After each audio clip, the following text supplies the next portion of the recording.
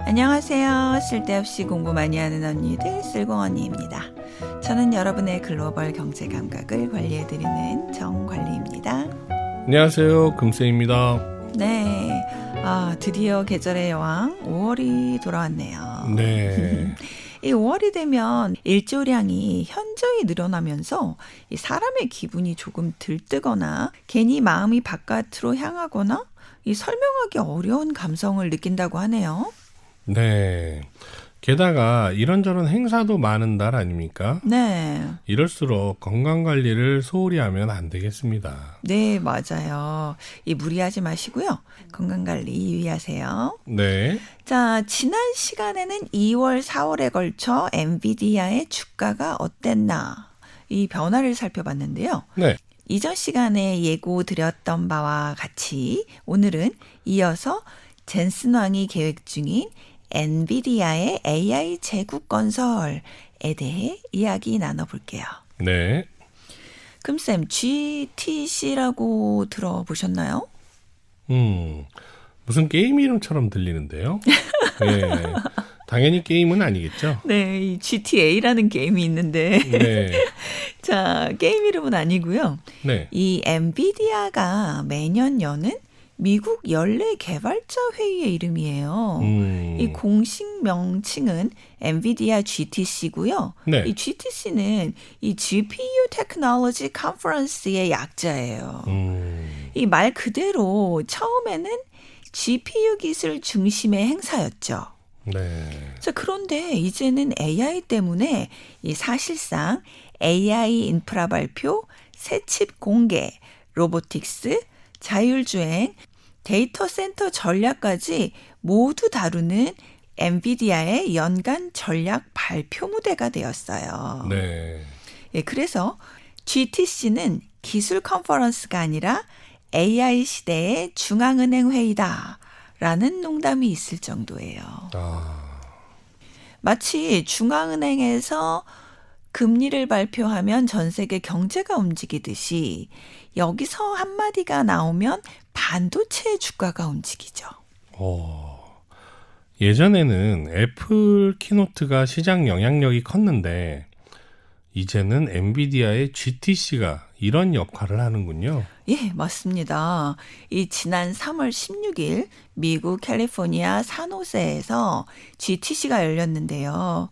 이 2시간 넘게 진행된 발표에서 이 젠슨 왕은 새로운 칩, 인공지능 모델, 그리고 우주 기반 데이터 센터, 자율주행차까지 이 모든 것에 적용될 시스템을 공개했습니다.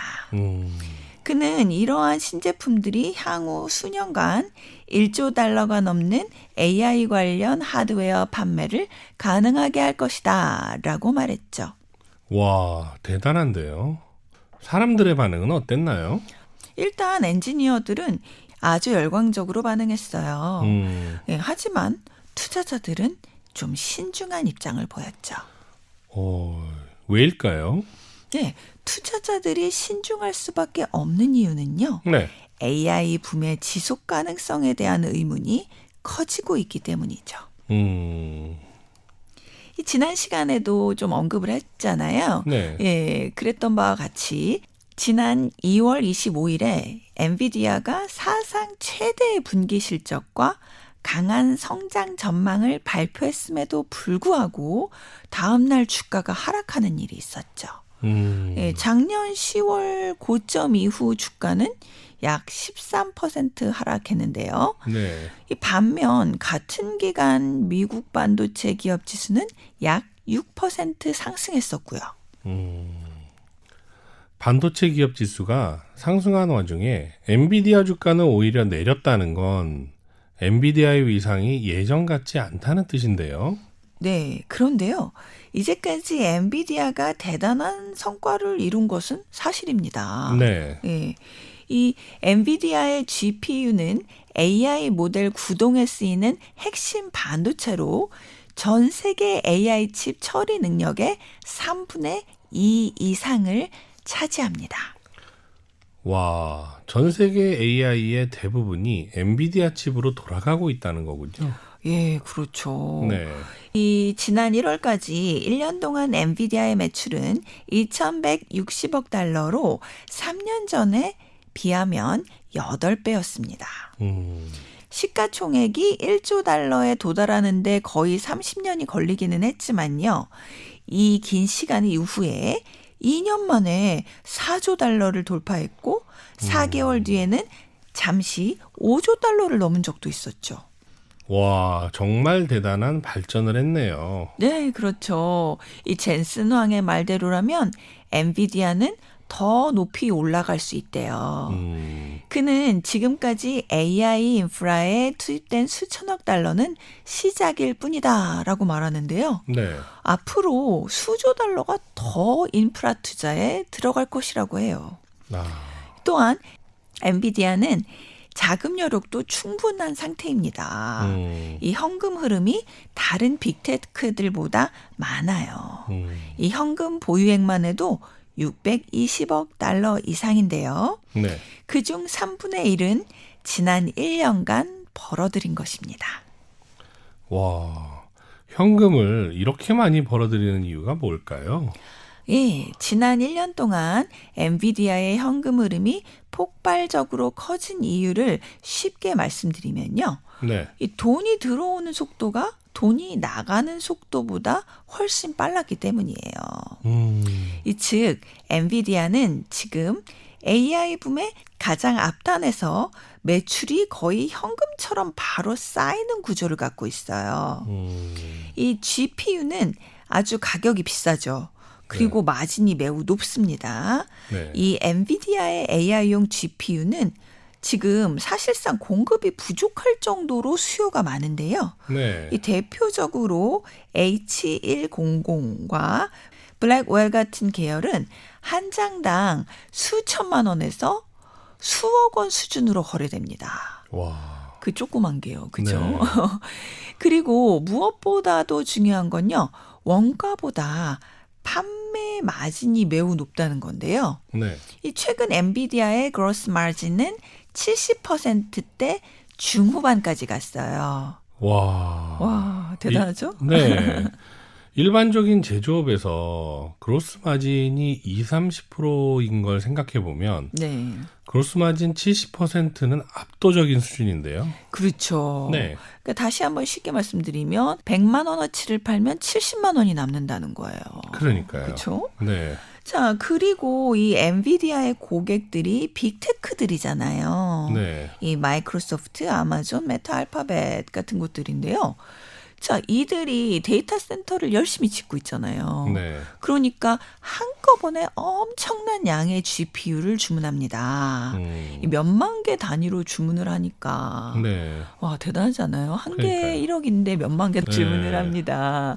자, 이렇게 해서 매출이 한 번 잡히면 현금 유입의 규모가 엄청난 거죠. 엔비디아가 현금을 많이 버는 또 다른 이유가 있어요. 네. 엔비디아는 공장이 없죠. 아, 그런가요? 공장이 없다고요?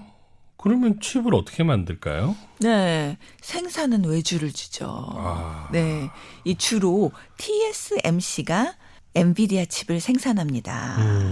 이 좀 더 전문적인 용어로 얘기를 해볼게요. 네. 이 엔비디아는 설계 회사고요. 예. 실제 생산은 외부 파운드리에 맡기는 겁니다. 네. 그래서 이 외부 파운드리가 TSMC인 거고요. 아. 그래서 현재 핵심 AI GPU는 대부분 TSMC가 생산합니다. 이 삼성은 메모리와 일부 공급망에서 참여하고 있기는 하지만 가장 중요한 최첨단 GPU 생산의 중심은 아쉽게도 아직 TSMC입니다. 공장이 없으니 고정비 같은 게 안 나가겠네요. 네, 그렇죠. 역시 경제 감각이 있으신데요. 감사합니다. 네. 자, 엔비디아가 현금을 많이 벌어들일 수 있는 마지막 이유. 네. 지금이 AI 산업 초기라서요. 엔비디아가 압도적인 가격 협상력을 가지고 있다는 거예요. 네. 즉 엔비디아가 갑이라는 거죠. 자, GPU 수요가 공급을 많이 초과하고 있는 상황이니까 네. 이 수요자들은 어쩔 수 없이 GPU가 비싸도 살 수밖에 없는 겁니다. 이렇게 현금이 많은데 왜 엔비디아는 투자자들에게 배당을 주지 않고 재투자를 하고 있는 거죠? 그렇죠. 배당 좀 많이 주죠. 그러니까요. 그죠? 네. 기다리고 있는데요. 네. 주고 투자해도 되잖아요. 아, 네. 그러게요. 네. 자, 그거는요. 지난 시간에도 이야기한 바와 같이 엔비디아가 단순히 칩 생산만을 계속할 경우에 도태될 수 있기 때문인데요. 네. AI 산업이 아직 승부가 끝나지 않았고 엔비디아는 지금 확보한 현금을 다시 기술과 인프라에 넣는 것이 미래의 수익률이 더 크다고 보고 있기 때문입니다. 그래서 젠슨 황은 엔비디아를 AI 경제의 기반이 되는 기초기업, 이 Foundational Company로 바꾸려고 합니다. 이는 다양한 종류의 칩과 하드웨어를 판매하고 제품을 완성형 AI 시스템으로 묶고 여러 산업에 엔비디아 기술을 더 깊게 심겠다는 겁니다. 즉, 엔비디아는 단순한 AI 칩 회사가 아니라 플랫폼 기업으로 변화하고 있는 겁니다. 사실 지금도 잘하고 있는데 이렇게 AI 제국 건설이라는 변화를 시도하고 있는 이유는 뭘까요? 이 변화란 것이 힘든 것인데요. 그럼에도 불구하고 변화를 시도하고 있는 이유는요. 네. 이 엔비디아의 경쟁자가 늘었기 때문인데요. 이 전통적인 칩 생산 기업이 있죠. AMD. 네. 네, 컴퓨터 뜯어보면 옛날에 AMD 칩 많이 들어있었는데요. 네. 자, 이 AMD와 같은 전통 경쟁사는 엔비디아 GPU에 대안을 내놓았어요. 그리고 다른 스타트업 기업들도 호시탐탐 기회를 노리고 있죠. 특히 AI 추론용 칩 수요가 커지면서 새로운 칩 설계를 하는 것이 수익성이 커지고 있습니다. 이 AI 추론에 관해서는요. 143화, 144화에서 자세히 설명했으니까 꼭 들어보시고요. 네. 본론으로 돌아와서요. 자, 엔비디아의 가장 강력한 경쟁자는 고객들입니다. 알파벳, 아마존, 마이크로소프트, 메타 같은 고객들 있죠. 이들을 하이퍼스케일러라고 하는데요. 네. 즉, 이렇게 규모가 큰 고객들은 막대한 양의 엔비디아 칩을 구매하기도 하지만 동시에 자체 프로세서도 설계하고 있어요. 대표적으로 구글이죠. 네. 구글도 요즘에 엄청 오르고 있는데요. 자, 이 자체 프로세서를 쓰면 AI 칩 비용을 절반 이상으로 줄이고 성능도 높일 수 있기 때문이죠. 그리고 또 하나 지정학적 요소 때문에라도 엔비디아는 AI 제국을 건설해야 합니다. 2022년 10월 이후에 미국 정부는 엔비디아의 최첨단 칩을 중국에 수출하는 것을 제한했죠. 그 결과 중국 내 현지 업체인 화웨이, 캠브리콘, 메타엑스가 빠르게 성장하고 있습니다. 이러한 변화에 대비해서 엔비디아는 전방위적으로 대응하고 있는데요. 이 젠슨 황은 지난 GTC에서 AI 산업을 에너지, 칩, 네트워크 인프라, 모델, 애플리케이션에 이렇게 5층의 케이크로 비유를 했어요. 그래서 엔비디아는 이 5개의 층 중에 3개의 층을 직접 차지하려고 하고 있습니다. 아, 그런가요? 네. 첫 번째 층 칩인데요. 엔비디아는 GPU 시장을 장악한 뒤에 다른 칩으로 확장 중이에요. 네. 지난 12월에는 이 추론 칩 스타트업 기업이 있죠. 그로크라고. 자, 이 스타트업의 기술과 인력을 확보하는데 200억 달러를 썼습니다. 그리고 3월 16일 그 기술을 활용한 새 칩을 공개했죠. 또한 이 CPU 시장에도 본격적으로 진출하고 있는데요. 네. 이 기존에는 이제 ARM 설계를 이용해서 AI 서버용 CPU를 만들었지만 이제는 AI 서버용 CPU를 더 많이 판매하려고 시도 중이에요. 그래서 지난 2월에는 메타와 CPU 전용 서버 공급 계약도 체결했죠. 이런 노력들이 AI 산업에서 칩층을 장악하기 위한 노력이라는 건데요. 앞에서 엔비디아가 AI 산업의 총 5개의 층 중에 3개의 층을 장악하려고 한다고 하지 않으셨습니까? 네. 다른 2개의 층도 궁금해지는데요. 예. 칩 다음에 또 다른 층은요. 이 네트워크 층인데요. 이 엔비디아는 칩을 연결하는 네트워킹 장비에도 크게 투자하고 있어요. 그래서 최근 분기 이 부분의 매출이 110억 달러로 엔비디아를 이 분야 주요 기업 중에 하나로 만들었죠. 그리고 엔비디아가 장악하려는 마지막 3번째 층은 바로 모델입니다. 네. AI 모델 개발에 힘쓰고 있어요. 엔비디아가 AI 모델을 직접 개발을 하고 있거든요. 네. 이제까지 AI 모델을 구동하는데 필요한 재료를 만드는데 총력을 기울였지만 앞으로는 아예 AI 모델도 직접 만들겠다는 이야기네요. 예, 맞아요. 이 GPT나 제미나이 다들 좀 긴장해야겠는데요. 네. 이 엔비디아는 여러 오픈 소스 AI 모델 계열을 이미 공개했습니다. 자, 자율주행용 알파마이오, 로봇용 그루트, 바이오 연구용 바이오니모 등이 있는데요. 네. 이 모델들은 각 산업들에 맞게 특화되어 있어요. 이 또한 이 모델들은 오픈소스 AI 평가에서도 높은 순위를 차지하고 있다고 해요. 엔비디아는 이 분야 확장에 수십억 달러를 투자할 계획이라고 합니다. 이렇게 엔비디아가 이 풀스택을 직접 가지려는 이유는 그 각 층을 더 쉽게 조정할 수 있기 때문이죠. 네. 이 칩, 데이터 센터 장비, 모델들을 긴밀하게 연결하면 각각 따로 설계할 때보다 더 높은 성능을 낼 수 있다고 합니다. 엔비디아는 점점 이 단순한 칩이 아니라 AI 공장의 구성 요소로 만들고 있어요. 자, 또 일례로 이 자신들의 제품을 주권 AI, 이 소버린 AI라고 해서요.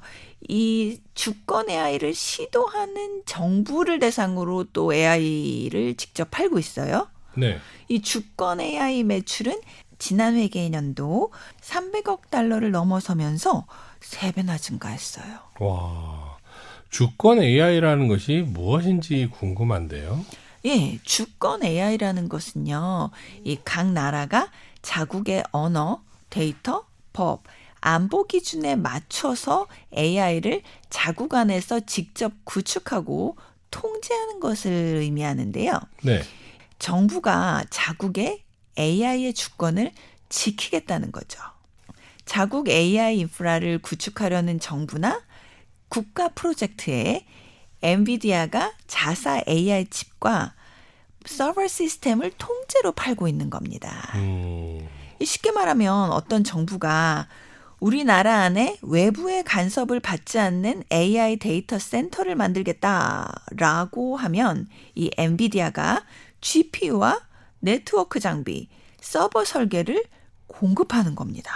이렇게 하면 주권 AI를 가진 나라는 데이터를 해외로 안 보내고 자국 데이터 센터에서 돌리면서 자국 정부나 공공기관이 통제를 하고 국가전략산업처럼 AI 인프라를 깔게 되는 거죠. 많은 사람들이 AI를 전부 미국 빅테크 클라우드에 맡기면 미래의 디지털 주권을 잃을 수 있겠다라고 걱정을 하고 있는데 이런 우려를 잠재우기 위해 주권 AI가 나온 거군요. 네, 그렇습니다. 그 우리가 상상하는 아마겟돈적인 미래 있잖아요. 네. 우리 데이터를 뭐 일부 뭐 구글이나 뭐 메타 같은 곳이 가지고 있어서 세계가 하나로 통합이 되면서 사람들이 꼼짝달싹 못하는 네. 그런 아마겟돈적인 미래를 막기 위해서 주권 AI라는 게 나온 거죠. 예를 들면 캐나다, 프랑스, 싱가포르, 영국 등이 엔비디아로부터 주권 AI를 샀습니다. 그렇군요. 네. 이제 엔비디아는 빅테크뿐만 아니라 각 정부에도 AI 인프라를 팔기 시작한 거네요. 그렇죠. 이 또한 빅테크 고객의 의존도를 낮추기 위해서 이 산업 현장으로 더 깊숙이 파고들고 있어요. 자, 메르세데스 벤츠는 곧 엔비디아의 자율주행 시스템을 탑재한 차량을 출시할 예정입니다. 자, 그리고 유명 제약회사죠. 일라이릴리. 이곳은 신약 개발을 위해 엔비디아의 인프라와 모델을 활용하는 공동 프로젝트를 시작한 상태입니다. 와, 다양한 분야에 손을 뻗고 있네요. 예, 맞아요. 그래서 이제 엔비디아가 또 손을 뻗고 있는 또 다른 분야가 또 있는데요. 네. 바로 투자입니다. 음, 투자자가 돼서 직접 나서는 건데요. 네. 2020년 이후 엔비디아는 약 200건의 투자에 650억 달러 이상을 투입했어요. 네. 여기에는 오픈 AI에 대한 300억 달러 투자도 포함되어 있는데요. 자, 이렇게 투자를 하면 투자 수익도 얻을 수 있겠지만 네. 무엇보다도 엔비디아가 공급망 확보를 하는데도 도움이 됩니다. 또 엔비디아는 광학 인터커넥트 기업들에 40억 달러 이상을 투자했거든요. 네. 아직 대부분 AI 데이터 센터들은 구리 케이블 선을 씁니다. 우리가 흔히 알고 있는 거요. 네. 자, 하지만 앞으로 광 연결이 훨씬 중요해질 것으로 보고 있어요. 예, 광 케이블 아시죠? 옵틱, 네네. 예, 파이버. 그래서 이에 관련해서 엔비디아가 투자를 했기 때문에 미국 광 케이블 회사의 주가가 상승하기도 했죠. 그렇군요.